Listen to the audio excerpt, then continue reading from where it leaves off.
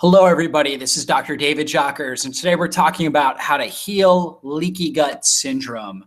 And I'm going to go into detail on my digestive health protocol, really my three-phase system to regain your microbial terrain and heal leaky gut syndrome. When we look at leaky gut, we know that it's really the underlying thing behind all chronic inflammatory conditions. So if you hear of conditions like arthritis, for example, or really anything with an itis after it, colitis, rheumatoid arthritis, different conditions like that, one of the major underlying things is damage to the gut, microbial imbalance, and this sort of intestinal permeability. And so we're going to go into detail on how that works. And we're also going to go into detail on strategies you can start taking immediately today in order to start healing your gut, absorbing your nutrients better, reducing inflammation, and getting your life, your health, and your energy back. So if you don't know me, my name's Dr. David Jockers. I'm a natural health doctor. And you can see I speak all around the country at different organizations. And I've really built a specialties in helping people overcome digestive disorders, autoimmune conditions, chronic inflammatory conditions. And, I speak in a lot of online events on brain health, on weight loss, on digestive health, and all these different topics. And when it comes to digestive health, my personal story is I had severe irritable bowel syndrome, and I was able to overcome that naturally through the strategies I'm going to talk about in this presentation today. And you can see my family, my beautiful wife, Angel, my little boys, David and Joshua there. So let's jump into this topic. We look at intestinal disorders, and it's very easy to think that leaky gut is just about conditions associated with digestive disorders.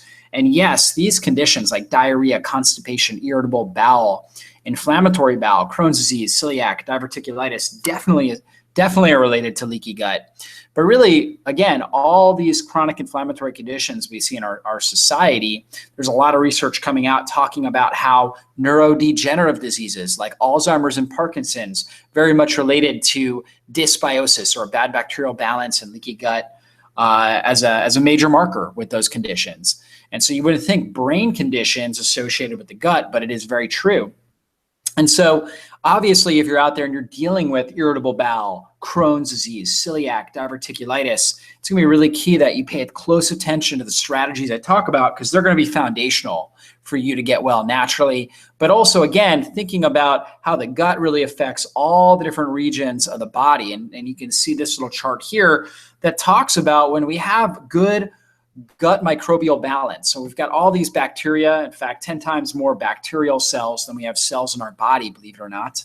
So we have all these different microbes in our gut, and they are breaking down the food that we consume. So when we eat food, we actually feed those microbes. They break it down. They produce good microbes, produce B vitamins. They produce organic acids. They produce nutrients that we're therefore able to absorb and utilize. Whereas toxic bad microbes they actually steal our nutrients and they produce a lot of toxic wastes. And those toxic wastes can get into the bloodstream and affect the joints, the thyroid, the brain, and really cause chronic inflammation or really hardwire our immune system to start to attack different tissues of our body. And so basically, we've got to take care of our gut to take care of everything else in our body. In functional medicine, there's a common saying that is, leaky gut equals leaky brain. And that means that if we damage our gut, we're going to have a very permeable brain, meaning that it's going to be very easy for inflammation and for particles that shouldn't get into the blood supply into the brain to get in there and to get actually into the brain tissue and start to cause problems. So we got to take good care of our gut to take good care of our brain. And here's a great testimonial. I'm going to go through several testimonials of people that have gone through my digestive health program. And you can see they talk a lot about how they've overcome brain fog and mental lethargy. And so here's Michelle. She says, I've been dealing with ongoing internal pain in various organs around my gut for over 4 years. I was also concerned that I had bad organisms in my digestive tract and bloodstream. And no matter how much I tried, just couldn't seem to lose the weight I'd gained. My quality of daily energy was a low lethargic one, which required I take an afternoon nap as often as I could. I started on Dr. Jockers' digestive health program, and it was hard at first, but I did my best to follow it exactly how it was written in the ebooks he gave us. To my delight, the results were incredible. A noticeably flatter stomach and the disappearance of my gut pain. I have also lost 10 pounds since completing this cleanse. I now enjoy consistent energy throughout the day and no longer suffer from foggy thinking, but instead my mind is alert and clear. So we really focused on healing her gut, yet she noticed not only did she lose weight, but also her energy improved and she no longer had this foggy thinking. Why? Because again, what's happening in our gut relates to our daily quality of life, our energy levels, our weight, whether we're able to achieve our optimal weight or not. That has a lot to do with what's going on in the gut. And then, of course, our brain function. Here's Mike. And Mike says, I was diagnosed with ulcerative colitis, which is an autoimmune condition that where the body's immune system actually attacks the colon, the last part of the intestinal system, which is a colon. And he said, I was diagnosed with that 9 years ago, and my life had been a complete standstill since then. I've had loose, bloody stools, brain fog, depression, painful joints, chronic fatigue, and overall weakness. I tried over 8 different medications for over 3 years without any results. I tried all the nutrition programs, including the blood type diet, metabolic typing diet, break the vicious cycle diet, and every other program you can imagine. I got some temporary relief, but not one of these programs provided a lasting solution. I was at the end of my rope when I decided to start Dr. Jocker's program. As I started on the program, I lost weight and got to 123 pounds. I am 5'11", so that's extremely thin for 5'11". And part of the reason we're going to talk about that is, he did a fast. We did a bone broth fast to try to heal his gut, and that was one of the reasons why he lost that weight. He says, which worried me. But then I noticed my bowel movements were getting better. So he started eliminating better. I slowly gained weight, had less pain, and more energy. After 3 weeks, I no longer had loose stools. My brain fog was clearing, and I was beginning to see the light at the end of the tunnel. Fast forward 4 months later, and I currently weigh 170 pounds and gaining mostly muscle. So he started putting on muscle weight. So once we healed his gut, we got him on a good, healthy diet. And then he started doing resistance training. So I didn't have him doing strength training while he was following my digestive health restoration program. But afterwards, I got him going on that. And he was able to gain this muscle weight, which is significant gain right there from 123 up to 170. And of course, 123, he was fasting during that period of time. But to get to 170 and put on that sort of muscle, at least 40 pounds of muscle, that's impressive. And that's a sign his body was really able to absorb nutrients effectively. The better we absorb nutrients, the better lean body tissue development we'll have. And we're going to talk about that. Digesting protein and amino acids effectively is super critical. He goes on, he says, I have no brain fog, joints feel great, and I have healthy bowel movements. I have found a new appreciation for bowel movements. Yes, if you've been constipated, and especially if you've had something like ulcerative colitis, you definitely find a new appreciation for healthy bowel movements when doing them properly. I can say without a doubt, I'm sitting here today feeling healthy and hopeful about my future because of Dr. Jockers, and in particular because of this program that I'm going to go into today in this presentation. So you'll all get a chance to understand exactly the 3-phase system we used with Mike to help him get well as Michelle. So let's look at this program. Really ultimately, when we look at the gut and, if you see these little pink guys in the middle here, this is an example of basically little intestinal cells.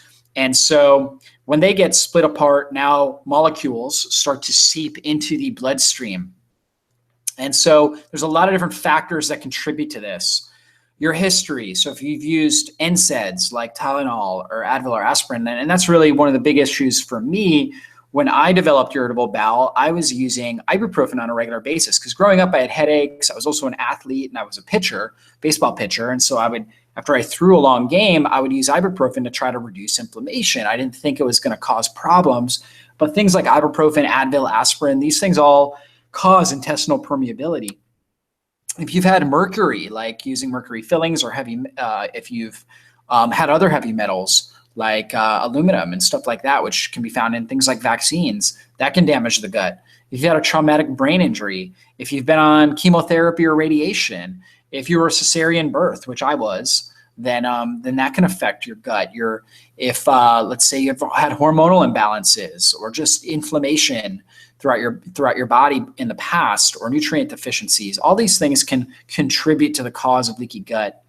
Your diet, obviously consuming things like gluten, sometimes for some people, nightshades like tomatoes, potatoes, peppers, and eggplant can contribute to leaky gut. Sugar doesn't do any of us good, definitely contributes to leaky gut. Having a lot of toxic high omega-6 vegetable oils like corn oil, soybean oil, safflower, cottonseed, these things all cause inflammation, damage the gut. So we got to stay away from those. And then our lifestyle. Are we exposed to a lot of toxins? Are we breathing in bad air, drinking bad water? Are we sleep deprived? Do we have a poor sleep cycle? Are we consuming a lot of alcohol? Do we have a lot of stress in our life? If we have those things, then that's all going to contribute to the formation of leaky gut. So leaky gut, again, we talked about it, damages multiple regions of the body, plays a big role in things like depression, anxiety, and ADHD. I've helped a lot of people with depression, anxiety, and ADHD. And the main focus is healing the gut. Allergies, sinus problems, very much related to gut dysbiosis, really focusing on healing and sealing the gut, really helps people with allergies. Joints, so rheumatoid arthritis. I've worked with a number of clients with rheumatoid, fibromyalgia, different pain conditions, and getting the gut healthy is absolutely vital to help those people get well. People with adrenal fatigue, oftentimes these things go together. Leaky gut and adrenal fatigue go hand in hand, and those oftentimes can be, very, very serious underlying root causes for any condition, right? Particularly these things that we're talking about: thyroid, Hashimoto's, so different autoimmune conditions, colon issues, the skin issues, acne, rosacea, eczema, psoriasis. That's not really a skin issue. In our society, we try to heal it topically, right? So we put stuff on our skin to try to heal the inflammation that's occurred in the skin. But the reality is, and that may have like a slight benefit, but the reality is that it's not getting to the root cause. The root cause is healing and sealing the gut. And we're going to go through that today. And so basically this kind of line right here in the middle, the little dot in it, the dot represents the nucleus of these cells. And they are small cells, little villi that separate the bloodstream from the gut. And so we know when we've got a rich, balanced bacterial community, so good, healthy gut bacteria, then we're going to have a normalized immune system. These gut bacteria are going to help facilitate the production of normal regulatory T cells, like T helper cells, which help coordinate our body's immune response, and things like secretory IgA, which helps protect the gut lining from bad bacterial overgrowth, like things like small intestinal bacterial overgrowth and yeast and parasites. So the good bacteria is so important for this. Whereas when we have a dysbiotic gut, when we have an overgrowth of bad bacteria, yeast, parasites, and again, this can be due to antibiotics. It can be due to drinking a lot of chlorinated water. It can be due to poor diet, eating a lot of sugar and gluten and things like that. Any number of these reasons we talked about before, it's going to cause an imbalance in the immune system, and it's going to cause inflammation and autoimmunity. So 5 ways that small intestinal bacterial overgrowth develops. And this is really an epidemic. And I really built my digestive health restoration program. It was really designed. It works great for people with a number of different conditions, but especially people with SIBO, with this small intestinal bacterial overgrowth. So how does this work? Well, basically, we should have a large population of bacteria in our large intestine, but not in our small intestine. But when a large amount of bacteria migrate from the large intestine up into the small intestine, it's called SIBO because they start to ferment food long before it should be fermented. They end up creating a lot of gas, so gas production, and they also block good nutrient absorption. So how does that develop? Well, a number of ways, but really starts oftentimes with diminished stomach acid. So stomach acid levels, or our body's ability to produce digestive juices, goes down. And when that happens, that's a big issue, okay? So stress, eating on the go, bad diet, things like that all reduce our body's ability to produce enough stomach acid, bile, and pancreatic enzymes. When that happens, now we're not going to be able to move our bowels well. So it's going to slow down our gut motility, and that's going to end up leading to this intestinal neuropathy. Well, poor gut motility is a big factor with SIBO. Intestinal neuropathy is very rare. That's like if you've had a surgery that damages part of the nerves going into your gut, like your vagus nerve, then that's very rare. Again, that's like a surgical mishap or something along those lines. But then you're not going to get good motility in your gut. Physical obstructions. So, if you have for example, some sort of adhesion that's in there, possibly like scar tissue that's grown in your intestines from a surgery. That can be an obstruction that limits the movement of food products or food particles through your body.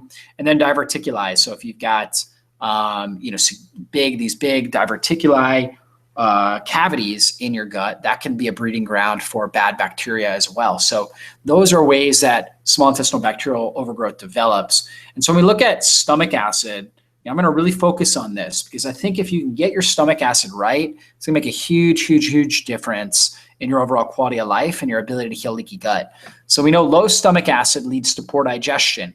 A lot of people think that acid reflux is associated with too much stomach acid, but actually 99% of the time it's too low stomach acid. So we're not producing enough acid.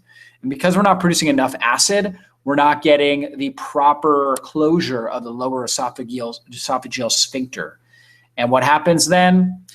Then we get weakness in that muscular ring, that esophageal sphincter, and the fluids will then will then jump up and they will get into the esophagus. So we need to have a good, strong muscular ring. We need to have the proper pH of the stomach acid in order for that esophageal sphincter to close. So critical. And one infection that's known to lower stomach acid, that's literally 50% of the population has, is H. pylori, Helicobacter pylori infection, because Helicobacter pylori will release things like urease, which block stomach acid production and create more of an alkaline environment in the stomach. And that's going to lead to poor absorption of vitamin B12, iron, zinc, a number of different nutrients. It's going to cause more inflammation and problems. So what are the major functions of stomach acid? Well, again, I'm just going to really lock in on this because most people, when it's about healing the gut, they're talking about things like bone broth and probiotics, which can be really, really important. But the reality of it is we've got to get the stomach acid right, or we're never going to really, truly heal our gut, because stomach acid sterilizes the food. It breaks down protein, particularly into amino acids, so we can absorb it effectively. It activates pepsin, which is an enzyme that breaks down protein. So it's really key for that. Activates intrinsic factor. That's another protein that helps with B12. That actually allows us to absorb vitamin B12. People with low stomach acid oftentimes will have low B12 levels. It also stimulates the delivery of bile and of enzymes. So it stimulates bile and enzyme delivery, closes that esophageal sphincter and helps strengthen and tone that muscular ring. And it opens the little sphincter, the pyloric sphincter, that leads into the small intestine. So if we don't produce enough stomach acid, in fact, people with low stomach acid often say it feels like food just sits in their stomach, because they don't get that good opening of the pyloric sphincter so food can move into the small intestine. So we've got to get this right. A number of different symptoms you can experience when you have low stomach acid. Well, a couple big ones are things like flatulence, like just gas in general. Constipation is a really common thing. If you have heartburn or acid reflux, most likely you have low stomach acid.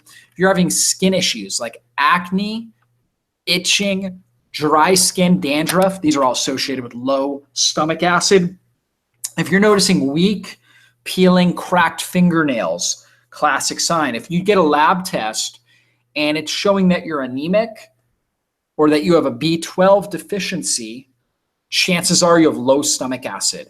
So the only people that may have a need for greater iron levels would be menstruating females, especially if they had large menstrual flow. Other than that, if you're not, or maybe a vegan that's just not eating enough iron, but other than that, if you're consuming meat, yet you're iron deficient, then basically you have low stomach acid. You're not absorbing the iron. So that's a big thing. Hair loss in women. I mean, I get tons of questions about female hair loss. One of the biggest things I focus on is get that stomach acid right. And these people see a world of difference because of the nutrients now that they're going to be able to absorb, like zinc, which is critical for hair, for proper hormone balance, for proper hair, as well as really zinc is super key for for progesterone, estrogen balance, testosterone in males, so critical. You're also, if you have low stomach acid, you're going to have a lot of food sensitivities now and food allergies. When I see people that are reacting to a lot of different foods because they have low stomach acid. So it's got to be addressed. So if you have any of those issues, we have a couple products that help. The Acid Prozyme is a major product that helps. We also have a product called Biogest, both of those. And on the Dr. Jockers store page, I give a protocol for how to use those properly as well. So look into that. 10 ways to improve our stomach acid. So outside of supplements, what are other ways that we can improve our stomach acid levels? Well, I'm a big fan of doing liquid nutrition throughout the day. So doing smoothies, doing broth, doing green juices, things like that. Very easy on the digestive system, doesn't take any stress. Obviously the body doesn't have to metabolize it. So it's very non-stressful in the digestive system and anti-inflammatory for the body.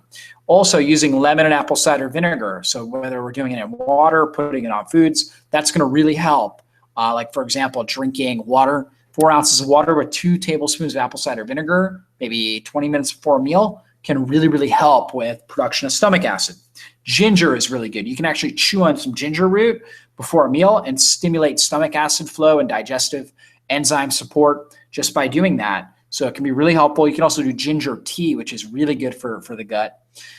Eating protein foods at the beginning of the meal. Most people don't realize how important that can be. But you know what? If you're limited on stomach acid, you want to get you want to get the meat in kind of the lowest portion of the stomach, and that way the stomach acid, which will be concentrated there as opposed to the upper region, is going to be able to really, really concentrate and break down that meat more effectively. So I always tell my people, I'll tell them to do something like consume a little bit of fermented veggies if you're able to tolerate those. Sometimes people with SIBO aren't, but if you are, you can have like a tablespoon or 2 of kimchi, and then you can go ahead, have your meat, and then eat your salad or your veggies after that, if you have veggies with your meal. So that would be the best way to support your stomach acid when you do have your solid food meals. Super hydrate outside of meal times. So we got to stay well hydrated. If we're not staying well hydrated, then we're naturally not going to be able to produce the digestive juices we need. So you want to drink a lot of water. Okay, minimum half your body weight in ounces. I really say about your body weight in ounces. You want to hydrate very well, but you want to do it outside of meals. So away from meals, and at least 30 minutes away from a smoothie type meal, like a liquid nutrition meal, and at least an hour away from solid food meals. Drink very little with meat containing meals. So why is that? Because you're going to dilute the stomach acid. If you drink a lot of water, it's going to dilute it. You're not going to get the acid to be low enough where it needs to be, which is really 1.5 to 2.2 on the pH scale is that range that you want it. So if you drink a bunch of water, you might bump that up to 3.0, 2.5, 3.0, and now you're not really getting the acid where it needs to be to metabolize that protein effectively and to stimulate pepsin. So you can end up with all the different symptoms of low stomach acid because you're drinking too much with the meal. Using fermented drinks. So you can do these outside of meals, things like coconut water kefir. Also apple cider vinegar is a fermented drink or fermented tonic that you can actually put on your food. And that can really help. I like coconut water kefir as well. Some people do well with kombucha. And those things, those fermented drinks, they kind of have a sour and an effervescent type of taste and feel, and that's good for digestive juice production. So it really helps. Okay, we talked about holding off on water after a meal and then eating your largest meal when you're most relaxed. This is so critical. I see so many people in society, we have a fast food society. So it's like we go through the drive-through, we grab our food and we're eating it on the go.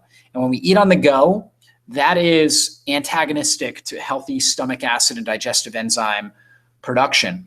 Why is that? Because stress, so when we're eating on the go, we're naturally going to have a little bit of elevated stress hormone. That shuts down the part of our nervous system that controls the production of stomach acid and bile and pancreatic enzymes. And so as long as the body feels like we're in a stressful environment, we're not going to be able to digest our food well. So instead, you want to be in a relaxed state. You want to take a few deep breaths. You want to put on some light music, just things that are going to help create an environment where it's like, hey, I'm relaxed, I'm safe. And that's when you consume your largest meal, and you're going to digest and absorb it much more effectively when you do that. Okay, let's jump into my digestive health restoration program. This is really the program that I use to help people that are suffering with significant issues associated with leaky gut. And so it's a 3-phase system: the reset, rebuild, reinoculate. We know bad microbes increases inflammation and leads to poor quality of life. So we need to really reset the guts, like resetting a computer when there's a virus on the computer, or when there's, the computer is just not working well. We got to reset it. Then we start to rebuild, and then we reinoculate. So that's really the case. We put in more good bacteria at the end. Okay, so what does the reset phase look like? Well, basically, this is going to be more or less a liquid fast. We're going to do things like apple cider vinegar and water. We're going to use some different herbs like oregano oil, coconut oil.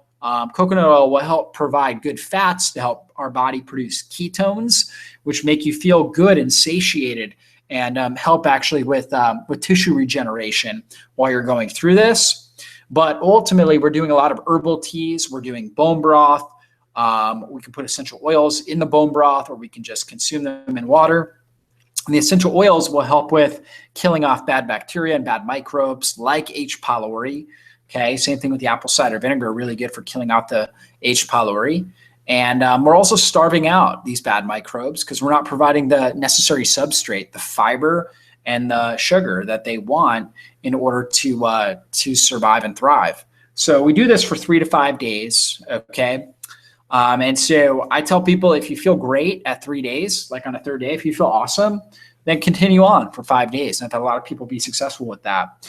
If you don't feel great at 3 days, then stop then. If you feel absolutely miserable on day 1, then, you can jump right into phase 2. I'm not going to hold anybody to phase 1, but it's just a good way to reset the microbiome.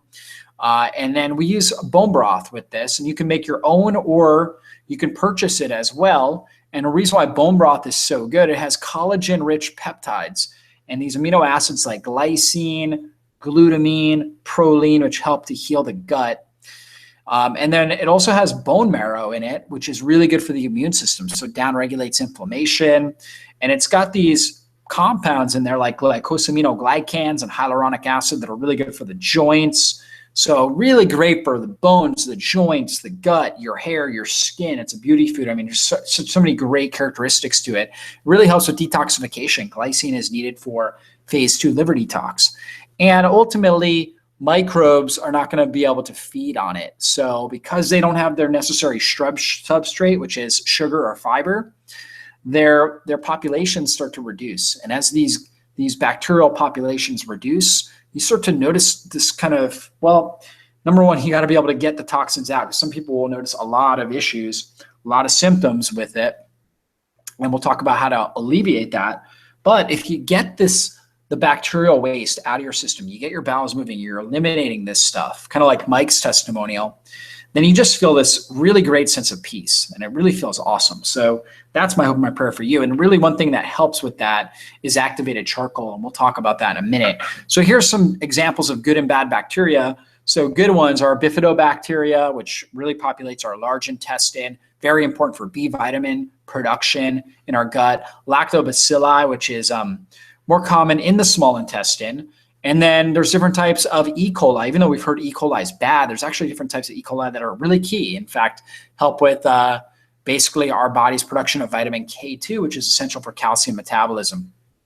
Then there's bad microbes, like Campylobacter is not one that we want to have in high population. Same thing with Clostridium difficile, C. difficile, can be a major pathogen and lead to inflammatory bowel disease. And then Enterococcus faecalis is also another really bad bacteria that can cause problems. And there's a lot of other ones that you'll see out there, like Klebsiella. I see that oftentimes.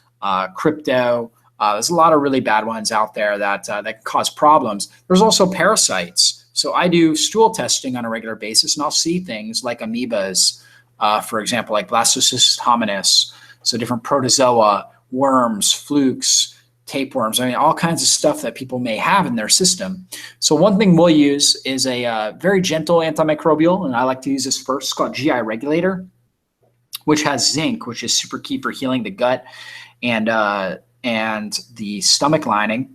But it also has berberine, okay, or Oregon grapefruit, as well as grapefruit seed extract, and it has bayberry. And these antimicrobial herbs are really good for killing off these bad bacteria and also killing off yeast too. And they're actually really good for yeast.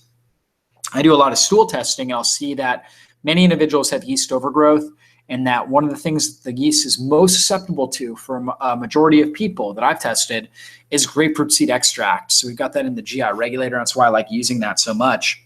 And then, so we'll hit that. We'll do the GI regulator with meals, or, basically if we're doing a reset phase, then we'll just cycle it in. And usually about 90 minutes after, we'll hit it with activated charcoal. So now we start to kill some of the bacteria and the parasites and yeast, and now their waste products are released. And so now we got to get these waste products out of the system. So we dump in some activated charcoal, which has amazing absorbency capacity. So it gets in there and it grabs. It's a binder. It's like a sponge, except it doesn't release. So it just grabs and pulls and helps get out through the bowels. And so activated charcoal is one of the best ways of eliminating toxins. I'm talking about like pesticides, herbicides, heavy metals in our system, but also bad bacteria and parasites and yeast. So it'll grab that stuff, pull it right out of the system. So we use that. We use this bulletproof upgraded coconut charcoal. So it's just in a capsule. I remember years ago when I was trying to heal my gut, I had to take powdered charcoal and put it in water and make the water just absolutely black. And it was nasty. Now it's easy. We just swallow some capsules, and it has a incredible, really credible effect on our body as far as absorbing, pulling that stuff out. And then, the next phase is our rebuilding phase. And so the rebuilding phase, we have a low FODMAP diet. So it's low in fermentable fibers and fermentable carbohydrates. FODMAP means fructo-oligo disaccharide and polysaccharides. So these things we find in a lot of healthy foods. So there's a whole group, and it's called the low FODMAP diet. And so a lot of it's soups and stews, as you can see here, smoothies, and we've got all different types of recipes. We have a whole recipe program for this, but I find that people respond really, really well to this. We start to provide key nutrients, support the stomach acid levels and the overall digestive enzymes, the overall digestive juice production, but we don't provide the sort of fermentable fibers that repopulate our gut fast. So we start to rebuild the gut and repopulate it in a very slow and intentional manner.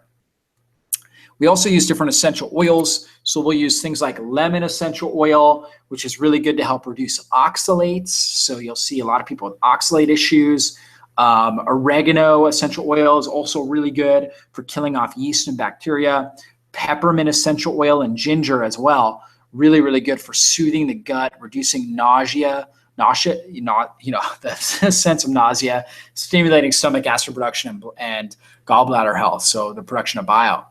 So we'll use those. And here's the FODMAPs group. So you can see lots of really good things. So we take out all legumes, so beans, lentils, things like that. We take out dairy other than ghee, grass-fed ghee, which is free of lactose. We'll take out most fruit because it's got a lot of fructose in it. Okay, and then we'll also take out the polyol group and as well as the fructans. And you can see the fructans, that's a lot of healthy foods, broccoli, Brussels sprouts, cabbage. But we take these things out because I see a lot of people react and they respond poorly to them when they have a microbial overgrowth. So we start to slowly add those back in later in phase 3. These polyols, avocados, one of my favorites, right? But we take that out and we'll start to slowly reintroduce that again in phase 3. So we take out all these higher FODMAP foods, okay, which definitely plays a big role because these FODMAPs can create, basically they'll be fermented and create a larger osmotic load and more bloating and increase the rate of gas. And obviously that's going to cause problems in the body. So we take those out, and ultimately, the system is it comes with a recipe plan, a meal plan, tons of videos where I'm actually showing you how to make these recipes and consume these foods and follow this sort of a plan. And we use a lot of carminative herbs. So carminatives are herbs that help promote digestion, relieve cramps and gas. They increase appetite, and they're often aromatic. And that's a big thing that I'll teach my clients is I want their meals to smell amazing. You should be able to smell them, the room, basically the room over. Okay, so like in the next room, you should be able to smell them. We want to use things like rosemary, thyme, basil, oregano. These things are amazing. They smell good, they taste good, and they're so antimicrobial, and they help facilitate healthy bowel motility. You can also see other ones like turmeric. We talked about ginger, clove can be really good. So a lot of really, really good stuff here that we want to be using. And the 4 ways our carminatives improve our digestion. They really help modulate intestinal contractions, so we don't have cramps and spasms in our gut, but instead our gut's able to move slowly and efficiently to push food through the system. They stimulate bile production, which is super key for being able to break down fats. Okay, they also reduce surface tension in the intestines. Again, very key for reducing bloating. Okay, so bloating is basically, oftentimes an issue with extra fluid flowing in and out of the intestinal cells. We can oftentimes create more bloating when that happens. And they exhibit an anti-foaming action, which is going to help with nutrient absorption overall. So 7 ways to use them. Herbal teas. I've been talking about doing good ginger teas, for example, peppermint teas, really good. Consume the essential oils. We talked about that, oregano, peppermint, lemon. Consume and rub and breathe these essential oils. So you can put them on your feet. You can put them on your body, on your basically on your stomach. You can put different essential oils. You can use fresh herbs like basil, oregano, different things like that. Just use them fresh. You throw them in a green juice, so you juice them. You chew on some fennel seed or some rosemary, and that will get you benefits. And then consuming them in fermented vegetables like kimchi, which is fermented ginger. You can really just get fermented ginger too. Sauerkraut, coconut water kefir. You can get, like, for example, my favorite is the KeVita coconut lime water kefir. Lime mint coconut water kefir. So lime and mint are both carminatives, and they really help the digestive tract. So you want to use those. And then phase 3 is the reinoculation phase. In this phase, we start to very slowly and intentionally reintroduce higher fermentable foods. So that's going to be our broccoli, our asparagus, our avocados. These are higher fermentable foods, which normally should be really healthy for us, okay? And we see how our body responds. If our body responds well, we continue to have those in our diet. If our body doesn't respond well, we take them out for a period of time while we continue to focus on phase 2, okay? Body wasn't ready yet. So we start to slowly and intentionally reintroduce these. And I actually go through exactly how to do it in my Digestive Health Restoration program. We use a scoring sheet. We keep a food journal so you can really lock in on how your body is digesting these. For example, I'll have my clients, I'll tell them, consume, broccoli for dinner tonight, and then score it. Like, hey, on a scale of 1 to 10, how did you do? Did you feel like you digested it near perfectly? Did you have mild symptoms, moderate? Was it really bad? Did you have a lot of gas and bloating? And then you score it. And ultimately, we want to stick in that score of 8 to 10, right? If we can stick with foods that are basically in that 8 to 10 range, we're going to do good. We're going to do really good. So that's the goal there. And then the last phase is, and actually I should say the reinoculation phase is when we start to bring in some of these fermented foods. So phase 1 and 2, reset and rebuild. We don't use fermented foods, but phase 3, we start to slowly reintroduce those and see how we respond. So things like sauerkraut, kimchi, coconut water kefir, we'll start to very slowly, with very small amounts, add these back in, and again, see how the body responds to them. We'll also use, in phase 2, we use a really good soil-based probiotic. I like Prescript Assist. It seems to work really well. It's very well tolerated. I do have a lot of people that respond poorly to food-based probiotics like lactobacillus. This one here doesn't have that. It also has fulvic and humic acids, which really help with the communication process in the gut lining, and which helps the gut to heal and seal itself. So the Prescript Assist we use with this. And ultimately, this is what comes down to, a 3-phase system to heal the gut. Again, reset phase, we go for 3 to 5 days. The goal is to starve out the bad microbes and reduce intestinal inflammation. The rebuilding phase, which is usually going to go for about 2 weeks, okay, and that's where we're focusing on these low FODMAP meals. We have that specific meal plan. It provides key nutrients to rebuild the intestinal lining. So you see a lot of broths and lots of soups on this sort of a plan because that's very soothing on the gut. And we keep out those higher FODMAP vegetables. And then phase 3 is that reinoculation phase. And that's where we begin the process using fermented foods, fermented carbohydrates. And, we're doing a lot of carminative herbs all throughout in order to help the gut and help our body heal. And ultimately, the final phase is the probiotic lifestyle. This is where we know how our body's responding to the foods. And then we want to consume a lot of these FODMAPs, avocados and broccoli and asparagus and garlic and onions and leeks and artichoke and these things that really support the gut microbiome. They help to feed the gut microbiome. And we want to consume a lot of those and fermented vegetables and things like that. But we just can't start that way because for many people, we need to go through this 3-phase system in order to reset, rebuild, and reinoculate. And then we're doing that. Then we're putting those things in. And that's how it's going to help. It's kind of like if you want to start a fire, you can't just put, the best firewood on it. You got to start with the kindling. You got to start with the very, very small pieces of wood because the fire is just so small, it's very delicate.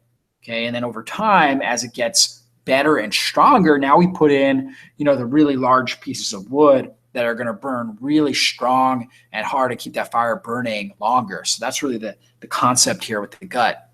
Okay, and so with this program, I know I had told you guys I was going to tell you more about this program.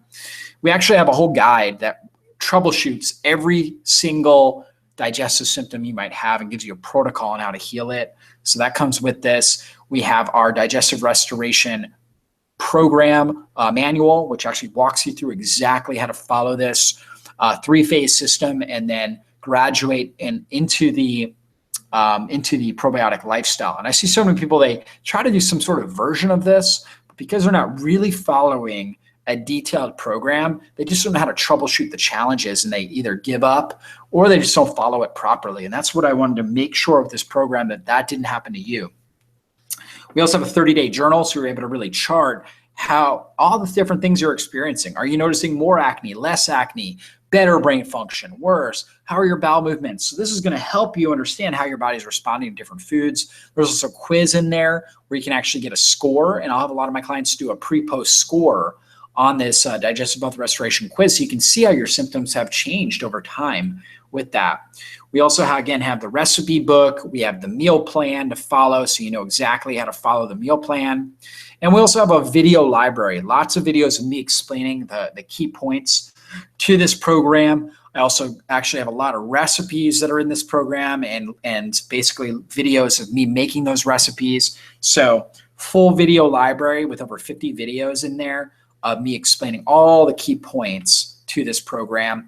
You also get a daily email for 35 days, which really goes into detail on the fine points of the program. So it really helps you understand how to troubleshoot different things, navigate through this program, and really how to set it up properly and do it.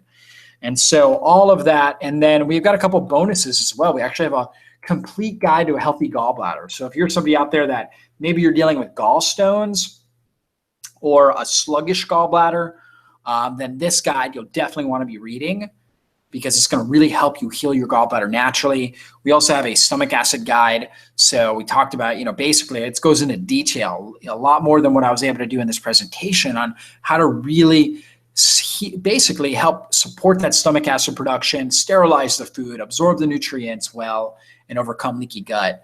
So this whole program with all of these different guides, the video library, everything in it, literally took me, oh my goodness, it took me about 50 hours of my time. So if you were to hire me for 50 hours, that's $15,000. However, because I was able to put it into a online portal, I'm able to, basically, it doesn't cost me any more time going forward, right? So you have everything right there at your access, and it's available for just $97. So less than $100, you get my very best work.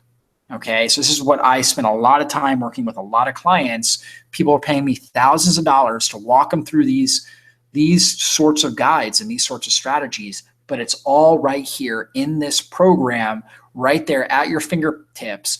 And when you pay for it and you get into it and you get started on the 35-day emails, I'm actually navigating you. So I'm saying, okay, today read this part of this e-guide, watch this video because it's going to explain what histamine intolerance is like. It's going to explain what sort of die-off symptoms you may experience. I'm going to go into all of that for you guys and really help walk you through and navigate this whole entire process as you're doing this. Okay, so tons of information, these e-guides right there at your fingertips, as well as all the different videos.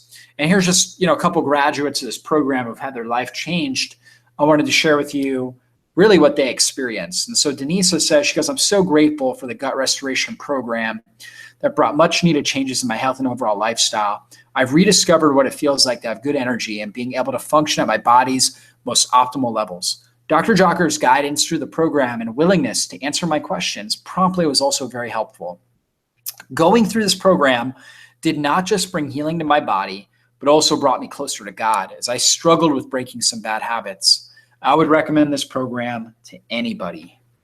And here's Jenny. Jenny says, Dr. Jockers, thank you so much for your digestive health restoration program. I started this program with low energy, brain fog, tired every afternoon, severe rashes on my hands, adrenal fatigue, and many other small issues affecting my quality of life. This program is very comprehensive, covering every aspect of digestive health. A program like this can be overwhelming, but it was very well laid out and easy to follow. From the Facebook group, because we have a private Facebook group as well, where you can ask questions and whatnot. She goes, from the Facebook group and the daily emails to the guidebooks and videos, I felt very equipped and supported. The recipes and meal plans are probably the biggest piece that helped me make it through such a restrictive diet. I'm not sure I would have known where to start cutting out onions, garlic, broccoli, asparagus, and many of the foods I normally eat those first few weeks. I still have some healing to do, but the biggest changes I've seen are more energy throughout the day and better sleep at night. I also have much more patience and calm in stressful situations, which I think is a sign that my adrenals are healing. I also feel very empowered to know what steps to take as I continue to heal, along with a vast library of resources to refer back to. I highly recommend this program. And so again, this is the Digestive Health Restoration Program. You get it all. You get all the ebooks. You get, which is actually a lot more than just what's here, which are highly visually attractive. Lots of different pictures and charts and all kinds of stuff like that. You also get the whole 50 video library that walks you through all the strategies, the daily emails, really everything you need to heal your gut naturally. And again, it's just $97. So you can go to my website, drjockers.com, look under programs, and you'll see it. We have 6 different programs, but you'll be looking for the Digestive Health Restoration Program. And again, just $97. So definitely go ahead and take advantage of that and get started on the program. I really believe it's going to help. And so if you feel like you're a candidate, if you've had those digestive issues, chronic inflammation, you want to reset, rebuild, and re-inoculate your gut, take advantage of this opportunity. And I hope you got a lot of value out of today's presentation. God bless you guys, and we will see you on a future training.